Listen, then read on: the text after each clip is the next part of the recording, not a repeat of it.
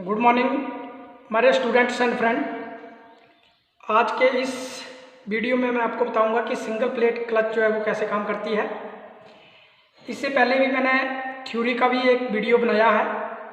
जिन्होंने वो वीडियो नहीं देखा है उसका लिंक इस वीडियो के अंत में स्क्रीन पर आएगा, तो वहाँ पर टच करके आप जो मैंने थ्योरी का वीडियो बनाया है कि सिंगल प्लेट क्लच कैसे काम करता है उसको भी देख लें, ताकि आपको सिंगल प्लेट क्लच की वर्किंग का अच्छी तरह से समझ में आ जाए। तो ये एक आपका सिंगल प्लेट क्लच का एक मॉडल है, और ये वाली जो शाफ्ट है आपकी, ये गियर बॉक्स में जाने वाली जो मेन शाफ्ट होती है वो है आपकी, और ये आपकी प्रेशर प्लेट है। और इसके बीच में जो है यहाँ पर क्लच प्लेट जो है वो यहाँ पर आपको ये यहाँ पर दिखाई दे रही है, ये आपकी क्लच प्लेट है। तो जब हम ब्रेक जो क्लच प्लेट पैडल होता है इसको जब हम दबाते हैं तो ये जो आपका पार्ट है ये आपका, इसको बोलते हैं हम रिलीज बैरिंग। ये बैरिंग जो है वो इस तरह से इस फिंगर के ऊपर जो है वो बैठा हुआ रहता है, और जब हम पैडल को दबाते हैं, क्लच पैडल को दबाते हैं, तो ये इस तरह से जो है इसके बीच में प्रेशर डालता है, और इसके बीच में जो क्लच प्लेट है ये आपकी फ्री हो जाती है इस तरह से। यानी कि आपके इंजन की ताकत जो है वो गियर बॉक्स में नहीं जाती है। ये आप देख रहे हैं कि अभी ये आसानी से घूम रहा है, और जैसे हम इसको क्लच को छोड़ देते हैं तो ये पूरा का पूरा यूनिट जो है ये आप देख पा रहे हैं कि ये हाथ से नहीं घूम रहा है। और अगर मैं इसको जोर से घुमाऊंगा तो ये सारा का सारा यूनिट जो है वो इस तरह से घूमेगा जैसे ये अभी घूम रहा है। ये आप देख रहे हैं ये शाफ्ट भी साथ में घूम रही है और ये भी घूम रही है। ये आपका नीचे का जो जहाँ दांते बने हुए हैं ये आपका फ्लाई व्हील है, और इसके इस पीछे वाले हिस्से के ऊपर जो है यहाँ पर जो आपको ये छेद दिख रहे हैं, यहाँ पर क्रैंकशाफ्ट का रियर फ्लंज जो है वो बोल्ट के साथ जो है ये फ्लाई व्हील जो है क्रैंकशाफ्ट के रियर फ्लंज के ऊपर जो है वो टाइट रहता है, और इसी फ्लाई व्हील के ऊपर जो है ये प्रेशर प्लेट और क्लच प्लेट जो है वो फिट रहती हैं। तो जैसा कि मैंने बताया आपको, एक बार और फिर से मैं करके बताता हूँ आपको। ये हमने क्लच को जो है वो दबा दिया है, और ये आपकी क्लच प्लेट जो है वो फ्री जो है इसके बीच में घूम रही है। जैसे जहाँ से मैंने आपको पहले बताया था, आप यहाँ ध्यान से देखेंगे, जैसे मैं क्लच को दबाऊंगा तो ये चीज़ जो है वो आपको घूमती हुई नजर आएगी। यहाँ पर जो सुराख आपको दिख रहा है, दे रहा है, अभी मैंने क्लच को दबा दिया है तो आप देख रहे हैं कि ये आपकी क्लच प्लेट जो है वो फ्री घूम रही है। जैसे ही ड्राइवर क्लच के ऊपर से पैडल को छोड़ता है तो ये जो क्लच प्लेट होती है ये फ्लाई व्हील के माध्यम से जो फोर्स आ रही है उसको इस मेन शाफ्ट के माध्यम से जो है गियर बॉक्स में भेजना स्टार्ट कर देता है। अभी देख रहे हैं आप, अभी मैं इसको घुमा रहा हूँ तो ये पूरा का पूरा, जब क्लच पैडल के ऊपर पैर नहीं होता है तो ये पूरा का पूरा जो इंजन का जो यूनिट है, ये शाफ्ट जो इंजन की ड्राइव है ये आपकी गियर बॉक्स में जानी शुरू हो जाती है। जब हम क्लच पैडल को दबा देते हैं तो क्लच का जो लिंक है वो गियर बॉक्स से संबंध को तोड़ देता है। क्लच का काम ही यही है कि इंजन का संबंध गियर बॉक्स से जोड़ना और तोड़ना ज़रूरत के हिसाब से। जब ब्रेक दबाते हैं तब भी हम क्लच को दबाते हैं ताकि आपके इंजन के कोई पार्ट्स जो हैं वो ना टूटें, और जब हम गियर बदलते हैं या ब्रेक दबाते हैं तब भी हम क्लच पैडल को जो है दबाते हैं। अब हम इसको खोल के देखेंगे कि इसके अंदर जो है वो किस तरह का मैकेनिज्म जो है वो लगा हुआ है। अभी हम इसको हटा देंगे, और इसके ऊपर जो है यहाँ पर 3-4 बोल्ट जो हैं वो लगे हुए होते हैं। ये बोल्ट जो है वो अभी हम खोल लेंगे और इसके अंदर क्लच प्लेट जो है कैसी होती है इसको देखेंगे। ये बोल्ट हमने खोल लिए हैं। यहाँ पर आपके 2 यहाँ पे होते हैं बोल्ट, 2 यहाँ पे होते हैं और 2 यहाँ पे होते हैं।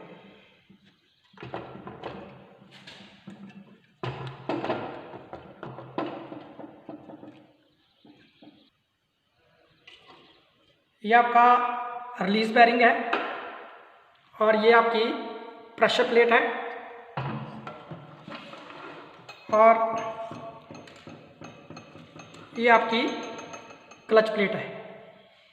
ये भी यहाँ पर क्योंकि ये वर्किंग मॉडल है जो आपको दिखाने के लिए बनाया हुआ है कि ये काम कैसे करता है। अदरवाइज़ ये जो गियर बॉक्स की मेन शाफ्ट होती है उसके ऊपर इस तरह के खांचे बने हुए होते हैं, जैसे कि आपको यहाँ पर दिख रहे हैं। ये छोटे छोटे खांचे जो हैं, जैसे खांचे दिख रहे हैं उसी तरह के खांचे जो हैं इस गियर की मेन शाफ्ट के ऊपर बने हुए होते हैं, और इसको ये जो क्लच प्लेट है ये इस तरह से बाहर निकल जाती है। और ये जो स्प्रिंग लगे हुए हैं ये इसकी रोटेशन को जज्ब करने के लिए, जो वाइब्रेशन होती है उसको जज्ब करने के लिए जो है ये स्प्रिंग जो है क्लच प्लेट के अंदर जो है वो लगे हुए होते हैं। और ये क्लच लाइनिंग है, ये जब घिस जाते हैं तो हम क्लच का स्लिप होना कहते हैं, जिससे इंजन की ताकत जो है वो फ्लाई व्हील के रास्ते से जो है वो गियर बॉक्स में नहीं जा पाती है। क्योंकि एक ये कारण होता है, ये जो आपका ये क्लच प्लेस लाइनिंग ये है, फेस है, ये ग्राइंड किया हुआ होता है। ये जब बहुत ज़्यादा चिकना हो जाता है तब भी आपकी क्लच प्लेट जो है वो स्लिप करती है। दूसरा ये लेदर जो है, ये ब्रेक लाइनिंग जो है वो जब घिस जाते हैं बहुत ज़्यादा तो आपका क्लच जो है वो स्लिप करता है, क्योंकि इन दोनों के बीच में जो है गैप हो जाता है। अभी ये प्रेशर प्लेट काम कैसे कर रही है, जब ये रिलीज बेयरिंग जो है, रिलीज बेयरिंग को हम दबाते हैं नीचे को, तो ये फिंगर जो है वो नीचे वाली साइड को दबती हैं, लेकिन इसका ये वाला जो फेस है, ये वाला फेस जो है वो पीछे हट जाता है, इस तरह से पीछे हटेगा। यानी कि अगर इस तरह से लगा हुआ है ये, तो ये ऊपर उठ जाता है, यहाँ से पीछे हटेगा। अगर हम ऐसे देखेंगे तो ये पीछे हटेगा, और अगर हम इस तरह से लगा देते हैं तो इन फिंगर को दबाने से जो है ये ऊपर को हट जाता है, और ऊपर को आने की वजह से इस फ्लाई व्हील के फेस में और क्लच प्लेट के बीच में जो है वो गैप हो जाता है, जिससे इस फ्लाई व्हील की ताकत जो है वो क्लच प्लेट में नहीं जा पाती है, और इसी तरह से हमारा ये क्लच जो है वो काम करता है। जब हमने इसको फिट करना है तो इसकी ये जो डबल पिन्स लगी हुई हैं, यहाँ पर एक डबल पिन लगी हुई है, यहाँ पर एक डबल पिन लगी हुई है, और ये डबल पिन यहाँ लगी हुई है। और ऐसे ही डबल पिन को लॉक करने के लिए जो है यहाँ पर अलग अलग सुराख जो है वो बने हुए हैं। तो ये तीनों डबल पिन जो है वो एक सीध में होनी चाहिए। ये देख रहे हैं आप, एक डबल पिन आपकी यहाँ पर फंस गई है, एक यहाँ पर फंस गई है, और एक आपकी यहाँ पर फंसी है। अब आपके इस पोजीशन में जब आप इन सारे बोल्टों को लगाएंगे तो आपके सारे बोल्ट जो है वो आपके एक जगह पर बैठ जाएंगे। दूसरा, जब आप क्लच प्लेट को आप बिठाते हैं तो ये क्लच प्लेट जो है वो बिल्कुल सेंटर में होनी चाहिए, और फिर इन बोल्टों को जो है वो आपने टाइट कर देना है। तो अभी हम इसको जो है टाइट कर देंगे। जैसा कि मैंने बताया है कि मैंने एक थ्योरी का वीडियो भी इसके ऊपर बनाया हुआ है, जिन्होंने नहीं देखा है अभी लास्ट में जो है वो स्क्रीन पर इसका लिंक आएगा, तो आप उसको भी देख लें। तो अभी हम इनको टाइट करेंगे और फिर आपको घुमा के देखेंगे। अभी भी आप देख रहे हैं कि ये नहीं घूम रहा है, क्योंकि ये इसका एक ही हिस्सा जो है वो बन जाता है। तो अभी हम टाइट करके देखेंगे इसको। ये जो बोल्ट हैं, इन बोल्टों को जब भी आप टाइट करें तो आमने सामने के बोल्ट जो है वो टाइट करें, अपोजिट बोल्ट। जैसे अभी मैंने ये बोल्ट टाइट किया है, तो उसके बाद जो है इसके सामने वाला बोल्ट जो है वो आप टाइट करें, जिससे ये क्लच प्लेट जो है वो पूरी तरह से अपनी जगह जो है वो बैठ जाती है।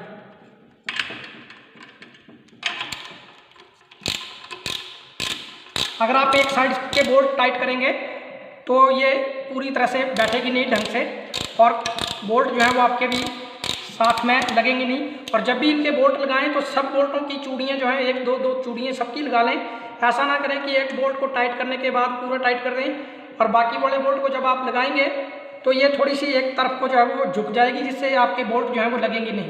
तो इसलिए आपने सभी बोल्टों की दो चूड़ियाँ पहले लगा लेनी है, तभी जो है इनको टाइट करना है। और टाइट करती बार पहले इस साइड का जैसे टाइट कर लिया तो उसके अपोजिट डायरेक्शन में टाइट करना है, यानी कि सारी साइडों में जो है वो बराबर आपने फोर्स जो है वो बोल्ट के ऊपर देनी है।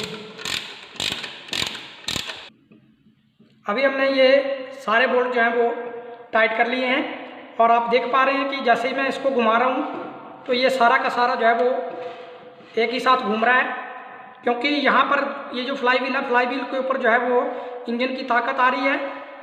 और क्योंकि अभी हमने क्लच को नहीं दबाया हुआ है तो इंजन की ताकत जो है वो फ्लाई व्हील और क्लच प्लेट के माध्यम से जो है गियर बॉक्स में जा रही है। जैसे हम क्लच को दबा देते हैं तो इंजन की जो ताकत है वो क्लच प्लेट और प्रेशर प्लेट और फ्लाई व्हील के बीच में गैप होने के कारण जो है ये आपकी क्लच प्लेट जो है वो फ्री हो जाती है, क्योंकि दोनों के बीच में जो है वो स्पेस आ जाता है। जैसे आपकी ये 3 चीज़ें हैं, ये आपका फ्लाई व्हील है, ये आपकी क्लच प्लेट है मान के चलो, और ये आपका प्रेशर प्लेट है।